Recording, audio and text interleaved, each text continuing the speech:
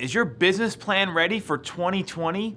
Tune into Agent Hacks right now. The real estate industry is full of people doing things a certain way because that's how they always have been done. These are not those techniques. If you want to get punched in the throat with the most aggressive and innovative ways to generate business and run your real estate practice, check out Agent Hacks. Welcome back to Agent Hacks. I want to talk about 2020 business planning. So have you started your planning yet? Have you put pen to paper? Are you getting your business plan ready to go? Because if you haven't, you might be too late. The year really ends in November, right about mid-end of November, because rarely if you put something under contract then, will it be closing before the end of the year. So rather than go through all the tips and tactics for business planning, I want to ask you 3 simple questions. And this is going to help you formulate a plan that will be bulletproof once the new year starts, and it will also help you end 2019 with a lot of momentum and finish strong, which is what we all want, right? So, number 1, have you set your goals? And if you have, look at your year-over-year growth. And when you look at that year-over-year growth, I want you to ask yourself this question. Are your actions and behaviors aligning with your goals? Meaning, if you're looking for 40, 50, 60% growth, which are crazy numbers, the average business only grows 8 to 9% a year according to a lot of studies done, and that's for US small businesses.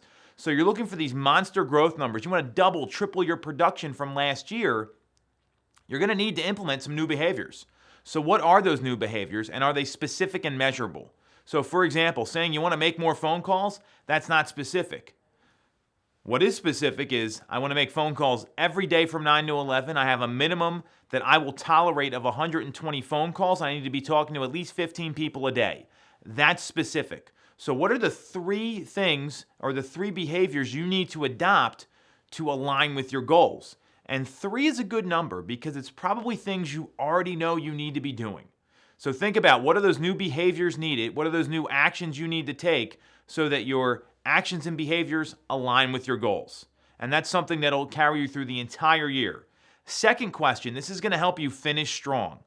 What is your holiday COI or holiday sphere engagement plan? So a COI is a center of influence. Sphere, people you know in the area, they already know you, like you, trust you, past clients, all that sort of stuff. How are you going to engage these people during the 4th quarter?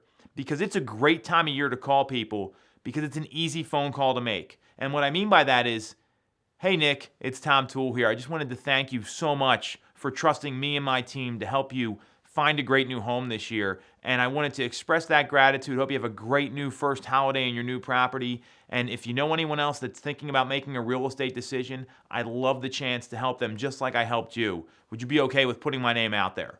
That's a really easy phone call. It's genuine, it's serious, it's something that you can do for anybody. And obviously you got to use the Ford script. So ask them about their family.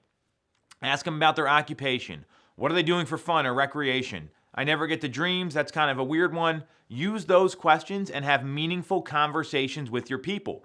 The reason we're talking about it today is that it's going to be hard to call everyone over a 60-day period. But if you're calling 5 a day, well, that may be that new behavior you need to adopt, and it's a great way to finish strong so you can have some referrals and new business coming in because you're shaking the tree. And when you shake the tree, things will fall out that could be totally unrelated to what you're doing, but you're doing the right things to generate action, activity, and appointments.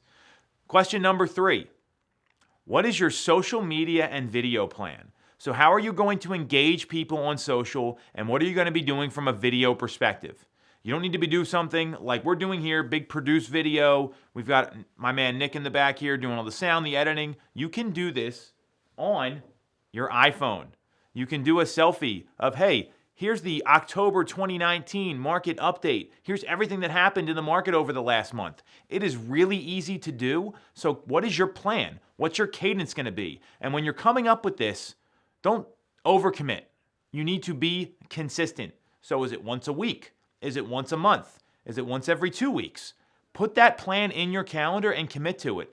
And then for the first 90 days, put out all the content you want to have. Do you want to do some sort of more personalized social media postings where people see what you're up to, they know what you're doing? Do you have business posts you're going to be doing? What is your plan? Because if you don't have a plan, it's not going to be by design. It's going to be by default. It's not going to be happening in a rhythm. It's not going to be happening consistently. And that's the number one challenge in real estate. So what are your new behaviors that you need to adopt?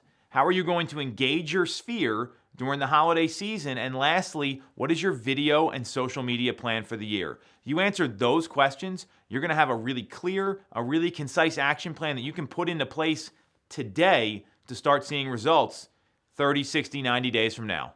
Thanks for watching. Any questions? You know where to reach me. We'll be back next week.